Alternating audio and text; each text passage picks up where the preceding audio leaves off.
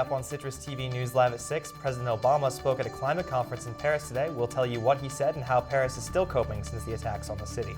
And Citrus TV investigative reporter Rob Romano tells us about the controversy surrounding SU's plan to open a medical school. And I'll have the latest on the cold weather that's coming to Syracuse this week. And I'll be talking about the future of SU's football program since the firing of head coach Scott Schaefer. Citrus TV News starts right now.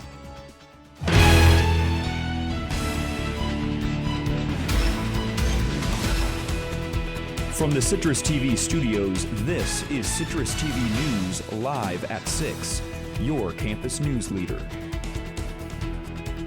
Hello and welcome to Citrus TV News Live at 6 for Monday, November 30th. I'm Topher Lane. And I'm Claire Moran. Syracuse University is looking into creating a medical school, and that's our top story.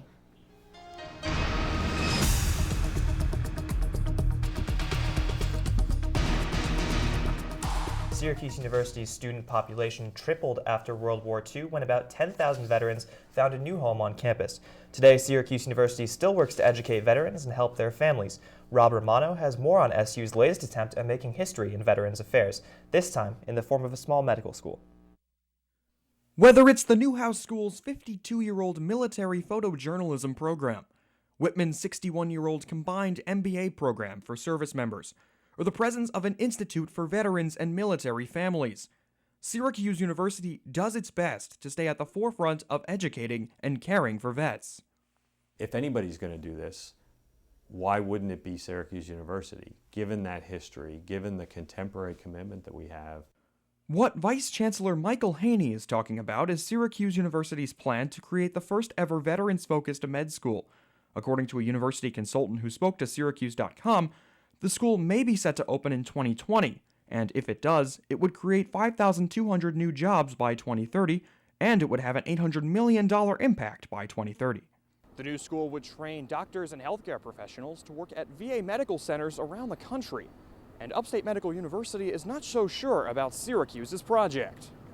A letter written by the president of Upstate to Chancellor Syverud earlier this year says many Upstate University students work at Syracuse's VA hospital as residents. Upstate's head of admissions is concerned another medical school in Syracuse would affect placement for residency programs, or specialized training completed after medical school. We have students that apply to 60 or 70 programs across the country seeking the specialty that they are interested in. And for very competitive specialties like dermatology or ophthalmology, they may, submit to even more than 60 or 70 programs. So it's very competitive. University professor and former Secretary of the Navy Sean O'Keefe is head of a 22-person committee of university officials that are debating the idea of the medical school. He says the project can happen without money from the government. You have federal support on an ongoing basis for individuals who seek to attend such a university or such a medical college at a university.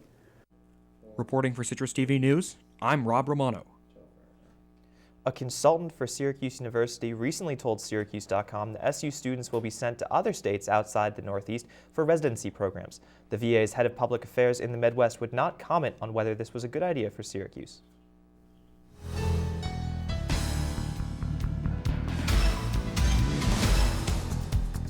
Senator Chuck Schumer visited Syracuse today to support funding to the Central Public Bus Service. Schumer held a news conference this morning at the Central Bus Hub to push Congress to restore funding. The transportation bill approved by the U.S. House of Representatives stripped $12 million from Centro.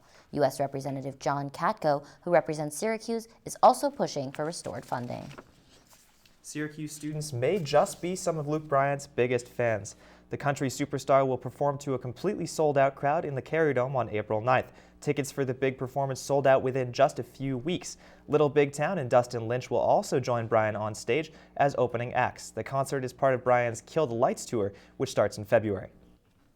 The former U.S. ambassador to Israel is coming to campus on Wednesday. Ambassador Martin Indyk will discuss the current political situation in the Middle East and America's relationship with Israel. After his speech, he will host a question and answer session for students. An Israeli-Palestinian dialogue group on campus called LIME is hosting the event. The talk will begin Wednesday at 1 p.m. in Maxwell Hall. Coming up on Citrus TV News Live at 6, new developments in the threat to the University of Chicago that left school closed today. And President Obama met with the world leaders today in Paris to discuss climate change. That and more when we return. And is any warm weather coming your way? I'll have what you need to know for the week ahead when Citrus TV News returns right after this. So, I'm kind of new here, but I've noticed a trend. My human does this funny thing where she goes around and gets all my toys, and then she hides them in that basket by the door. You know, but it's always the same basket, and it's always in the same place. And then she acts so surprised when I find them, but, you know, she's putting them in the same basket. Again. It's like, hello? That's where you put it last time. You were the worst at hide and go seek. You know what, guys? There's a lot of tree branches and dry brush over here. We should probably move the bonfire over there.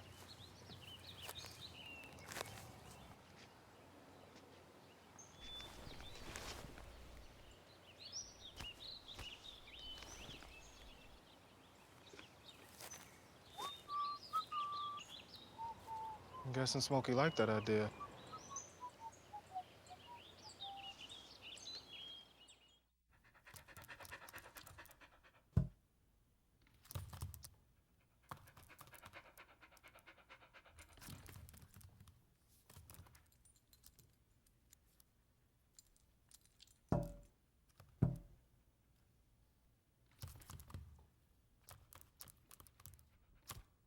There's a shelter pet who wants to meet you. Meet one today. Visit theshelterpetproject.org. Adopt. Huntington! Every proper bear knows that the right fit means everything. Especially when it comes to car seats. Oh, really? I just did what any bear would do.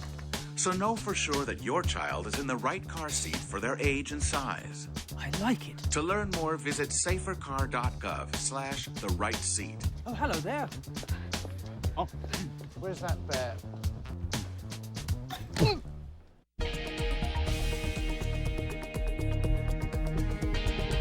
New tonight, the FBI has arrested a student in connection with the threat of the shooting at the University of Chicago. The student allegedly goes to a nearby college, the University of Illinois at Chicago. University of Chicago decided last night to cancel all of today's classes and campus activities. University President Robert Zimmer said that the threat was posted by an unknown individual and singled out the campus quad. There will be increased police and security around the Hyde Park campus, and the university security personnel is staying in contact with the FBI about the threat.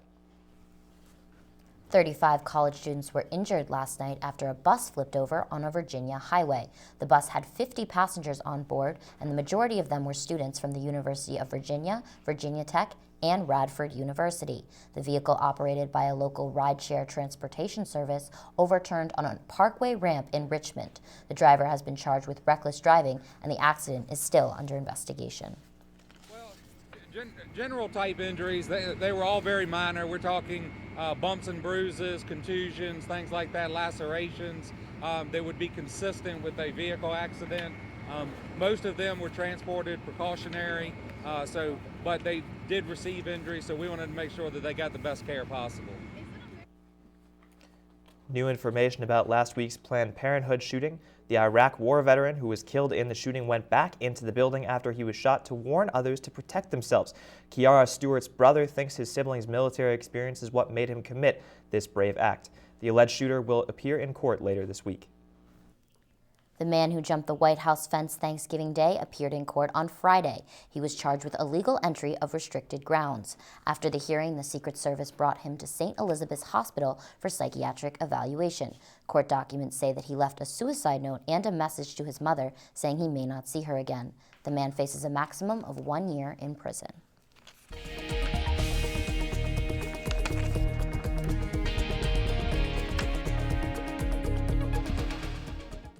President Barack Obama paid his respects to the victims of the Paris attacks Sunday night. He's in France for the first time since the November 13th attacks. Obama laid a single white flower at the Bataclan Theater Memorial, where 89 people died after an ISIS militant took the concert venues hostage. President Obama made this solemn visit to Paris to join 140 world leaders at the United Nations Climate Summit. France is still under a state of emergency which bans marches, but protesters could not be stopped, with thousands of them leaving shoes at the Place de la République to acknowledge the dangers of a large carbon footprint. Police did have to intervene on a peaceful demonstration where tear gas was used and nearly 100 protesters were detained. The main discussions at this year's climate conference will surround greenhouse gas reduction and clean energy technology. One of the enemies that we'll be fighting at this conference is cynicism. The notion we can't do anything about climate change. Our progress should give us hope during these 2 weeks. Hope that is rooted in collective action. In China, all eyes are on the outcome of these climate talks. The country is on orange alert due to a high level of air pollution. In northeastern China, officials warned residents to stay indoors. This is the highest alert China has seen this year, according to the state-run news agency. The U.S. Embassy says the air quality index in Beijing is over 500, and any reading over 100 is considered unhealthy. French intelligence services are still searching for a suspect from the Paris attacks. Salah Abdeslam is a Belgian-born French national. Intelligence believes he has escaped to Syria. Investigators say a counterterrorism source has given them helpful information about Abdeslam. Police believe he bought 10 detonators and batteries from a fireworks shop before the November 13th attacks. A store clerk alerted investigators about this purchase once Abdeslam's name and photograph were released. Pope Francis is determined to bring peace to war-torn areas of Africa. He is currently visiting the Central African Republic, which is divided by Muslims and Christians. Pope Francis is being protected by the heaviest security he's ever had during his first trip to a war zone. Officials say over 100 people have died in the bloodshed since September. During Mass, the Pope told people to lay down the instruments of death and in a dramatic voice said the words reconciliation, forgiveness, love, and peace. This is the Pope's final stop in Africa after visiting Kenya and Uganda.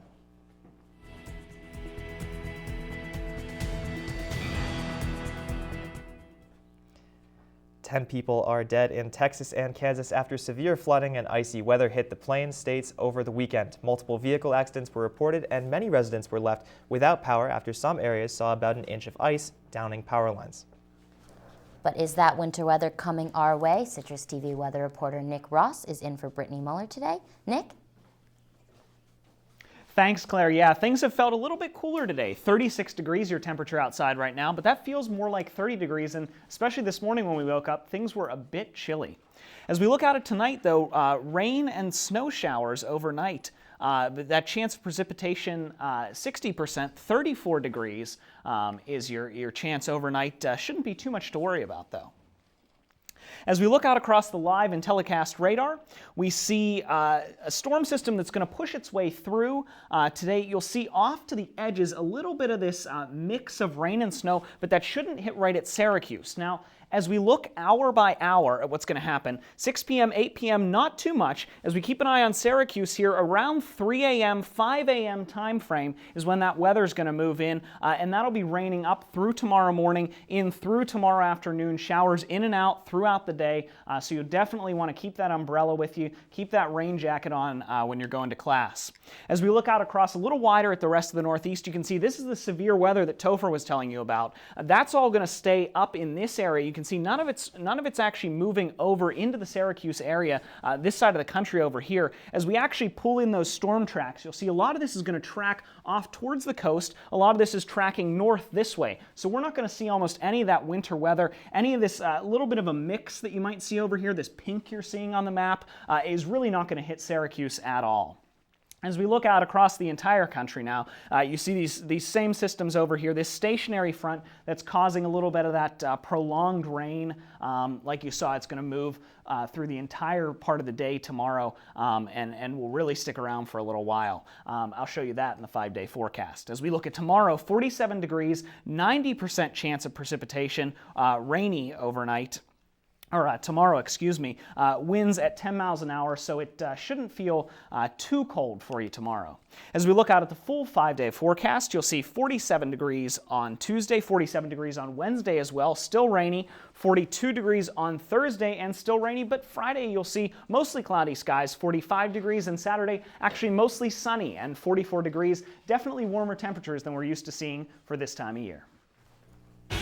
Coming up on Citrus TV News Live at 6, Republican presidential candidates respond to the Planned Parenthood shooting. And early polling in Iowa suggests there could be a new person in second place. That and more on the road to 2016 coming up on Citrus TV News Live at 6. So they say it's a man's world? I don't see anybody's name on it. While they were doing their thing, we slowly changed all that. Today, women can do anything men can do. And there's one thing we're even better at.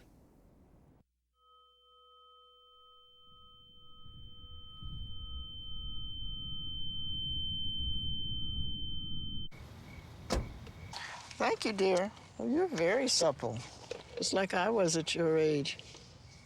Back then, I was a sex expert. Used to call me the buttered biscuit.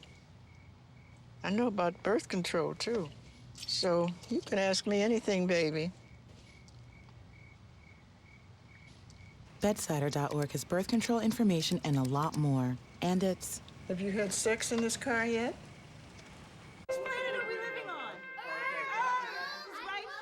What do you think it would be like to teach? Chances are, you have no idea.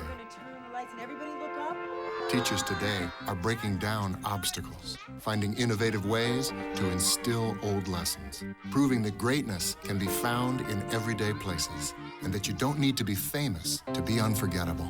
That's what it's like to teach.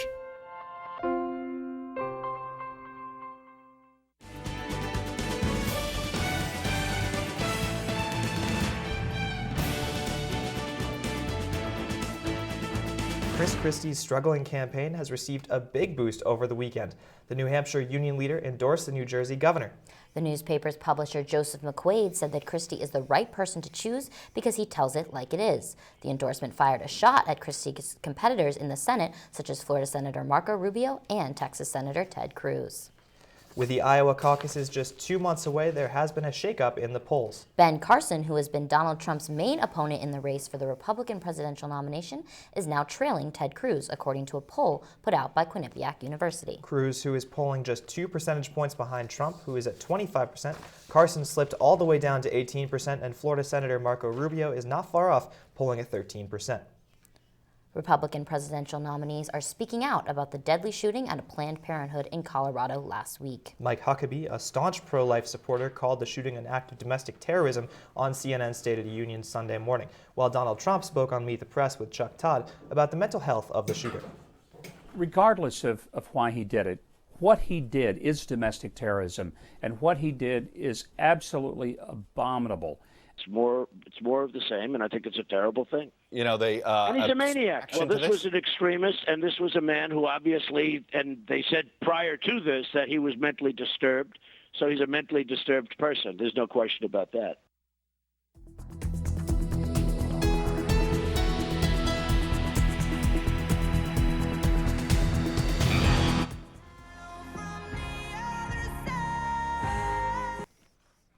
We'll say hello to a brand new record. Nielsen Music revealed the singer sold over 3.3 million copies in the U.S. through its first week. That's almost 1 million more than the previous record holder for the highest number of first-week sales. Adele's new album 25, is the first release to sell 3 million copies in a week. That means she has officially beat out the boy band NSYNC for the record.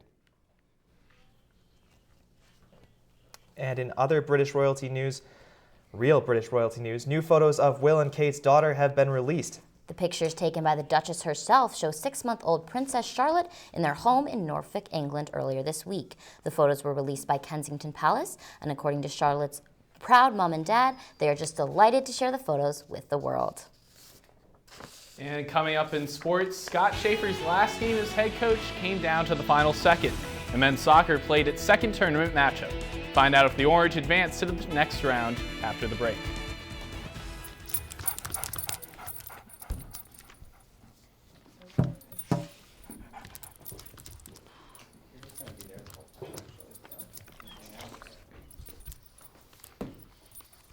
There's a shelter pet who wants to meet you. Meet one today. Visit theshelterpetproject.org. Adopt. That was interesting. But you guys handled that well. Okay. Thank you. Everybody has a dream. Appreciate it.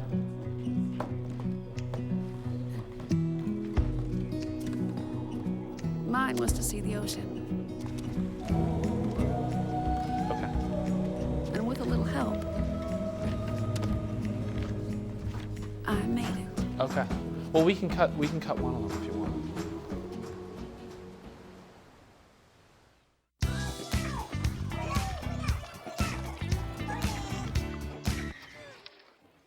Looks like it's done.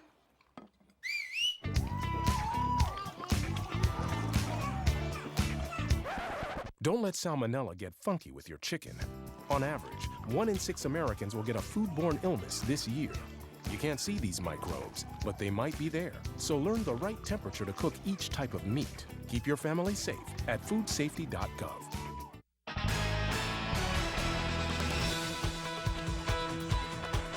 The Syracuse football team has now played its last game for Scott Schaefer. The now former head coach was fired last week following the team's 8th straight loss, but Syracuse was determined to beat Boston College on Saturday to send Schaefer out on a high note. And they did just that. Everything came into focus for Syracuse, except it's the last game of the season. Here, BC ties it up at 17. Syracuse has just enough time to put in one final drive and get it within field goal range.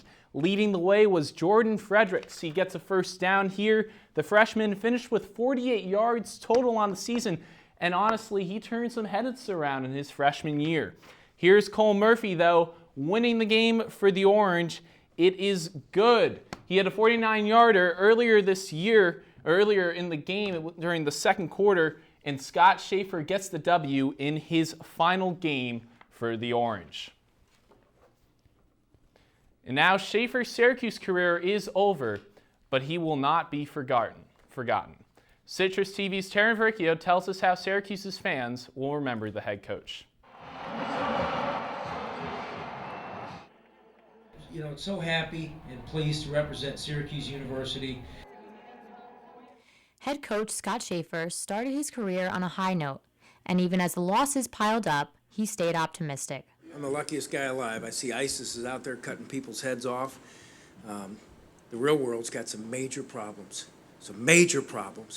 and we're just so doggone lucky to be coaching and playing a sport. But even staying grateful didn't help Schaefer gain program success, and he blamed it on the lack of recruits.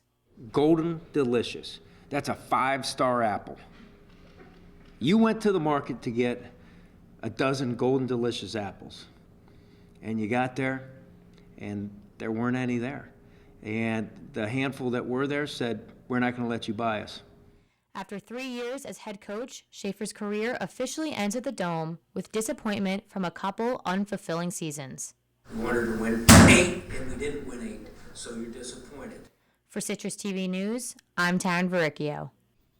It's like George W. Bush left the White House again, thanks Taryn. And it wouldn't be football season if Riley Dixon didn't steal the show once again. The punter was the first player in Syracuse history to be named to the first All-ACC team. Return specialist Brisley Esteem and defensive end Ron Thompson earned third-team recognition as well. And with that, the 2015 football season has come to a close. But the men's soccer season isn't quite over yet. On Sunday, the boys hosted Seattle University in the second round of the NCAA tournament. As expected, SU won. But were they from Syracuse or Seattle?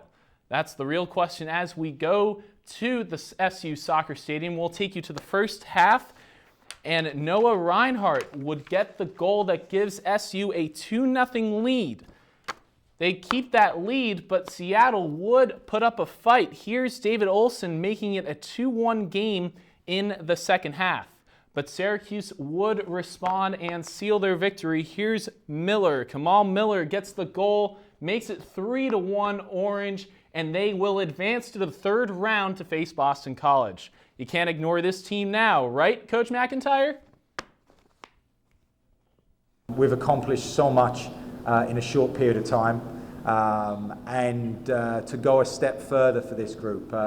You know, there was many questions asked about this group. We had a lot of turnover from last year, and couldn't be happier or prouder of this group. And hopefully we've still got some soccer left in us.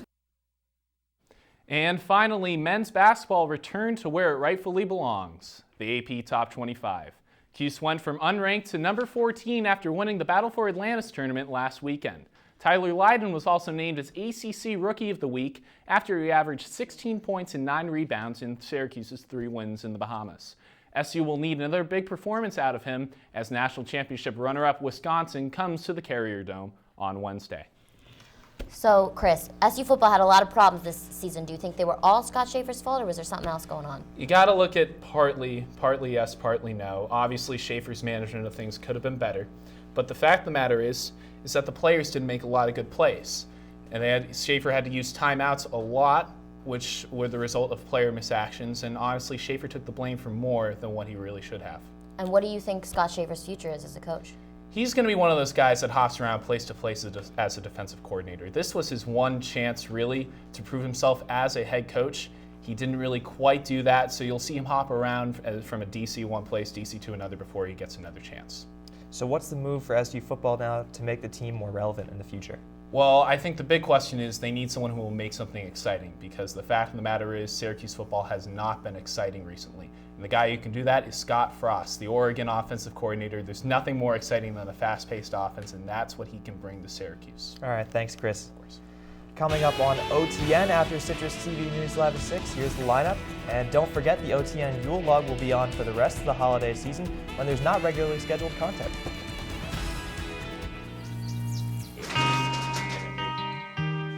I've got a job to do today. I've got a job to do today.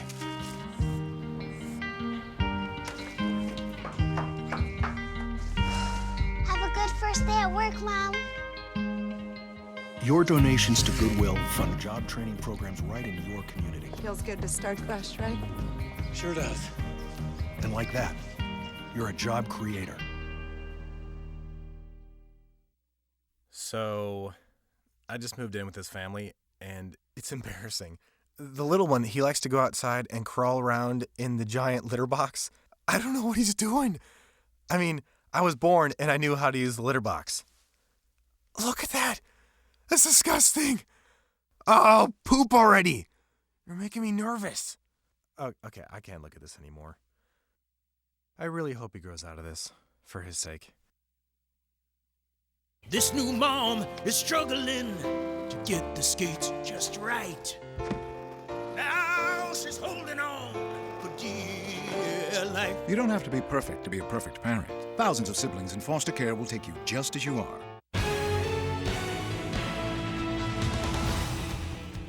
A diver in Nova Scotia found a 140-year-old beer bottle last week, and it was full of 140-year-old beer. The bottle is fully intact. It sports a logo from Alexander Keith's brewery that was used between 1872 and 1890. And that's a long time ago. A local craft beer retailer has offered to do an analysis of the beer to find out what ingredients are in it, what they used back then. So, Topher, you're 21, I'm not, so this question doesn't apply to me, but do you think you would drink that beer? I don't think I would, to be honest. You know, it's really old. I don't know if I could do it. I also don't have the expertise that the guy has to be able to drink that and like figure out the ingredients and stuff, so I'll leave that to him.